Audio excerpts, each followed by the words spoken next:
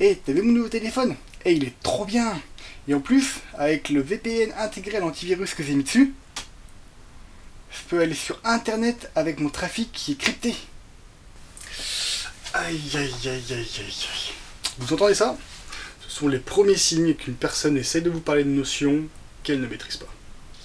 Bonjour à tous, c'est Deru avec une sacrée tenasse de cheveux et bienvenue dans un nouvel épisode de Deru Tech. Et chose promise, chose due, aujourd'hui on va parler cryptographie et plus précisément chiffrement. Mais t'avais pas dit que la cryptographie et le chiffrement c'est deux choses différentes? Alors non, petit rabat-joie, j'avais dit que chiffrer et crypter étaient deux choses différentes. Mais avant, reportons-nous à la définition. La cryptographie a pour but d'assurer la confidentialité, l'authenticité et l'intégrité d'un message en s'aidant de secrets ou de clés. C'est-à-dire qu'un message ne doit pas être lu par n'importe qui, la confidentialité, qu'il soit bien émis par la personne l'ayant envoyé, l'authenticité, et qu'il n'ait pas été modifié en cours de route, l'intégrité. Le chiffrement, qui est inclus dans la cryptographie, quant à lui, est la transformation d'un message en clair, c'est-à-dire un message compréhensible par tous, en un message chiffré, donc incompréhensible, à l'aide de clés de chiffrement. Il existe deux types de chiffrement. Le chiffrement ne nécessitant qu'une seule clé pour chiffrer et déchiffrer un message, dit chiffrement symétrique, et le chiffrement nécessitant une clé pour chiffrer et une clé pour déchiffrer, dit chiffrement asymétrique. Sans rentrer dans les détails algorithmiques et mathématiques, le fonctionnement du chiffrement symétrique reste assez simple. On a une clé, on chiffre, on déchire avec cette clé-là, et si on nous la prend, on l'a dans l'os.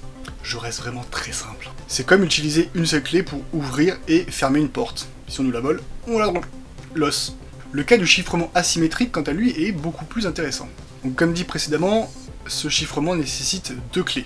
Une clé pour chiffrer appelée clé publique et une clé pour déchiffrer appelée clé privée. Elle porte bien leur nom parce que la clé publique est faite pour être transmise à l'interlocuteur, tandis que la clé privée, quant à elle, doit rester secrète. Mise en situation. Une personne veut m'envoyer un message de manière à ce que personne d'autre ne puisse le lire. J'utilise donc un algorithme de chiffrement asymétrique, par exemple RSA, on va pas rentrer dans les détails des différents algorithmes, pour générer une clé privée et une clé publique, et je lui fournis la clé publique. Maintenant, cette personne peut m'envoyer des messages qu'elle aura chiffrés avec ma clé publique, que moi, à mon tour, je déchiffrerai avec ma clé privée. Mais dans ce cas de figure, je ne pourrai pas lui envoyer de message chiffré. Il faudra qu'à son tour, elle génère une clé publique et une clé privée, et qu'elle me communique sa clé publique. L'avantage avec ce type de chiffrement, c'est que si quelqu'un vient se placer entre moi et mon interlocuteur, et intercepte ma clé publique, eh bien il pourra m'envoyer des messages chiffrés. Mais en déchiffrer aucun. C'est cool, hein? Enfin, il y a bien un moyen pour un pirate de déchiffrer nos messages en se plaçant entre moi et mon interlocuteur, en se faisant passer pour moi vis-à-vis de mon interlocuteur, et pour mon interlocuteur vis-à-vis de moi. Mais c'est pas si simple à mettre en place, et on va pas s'attarder sur le sujet et rentrer dans les détails. Et sinon, après avoir expliqué rapidement et vaguement ce qu'est le chiffrement, c'est quoi la différence entre crypter et chiffrer? D'après l'ANSSI, la terminologie de cryptage ou de crypter reviendrait à coder un message ou un fichier sans en connaître la clé, et donc sans pouvoir le décoder. Le terme décrypter, quant à lui, existe bien, et reviendrait à décoder ou déchiffrer un message ou un fichier sans connaître la clé de déchiffrement.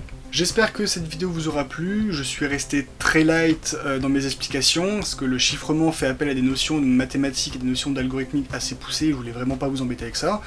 Mais si jamais ça vous intéresse, je peux toujours faire une deuxième vidéo explicative, mais sur un algorithme en particulier.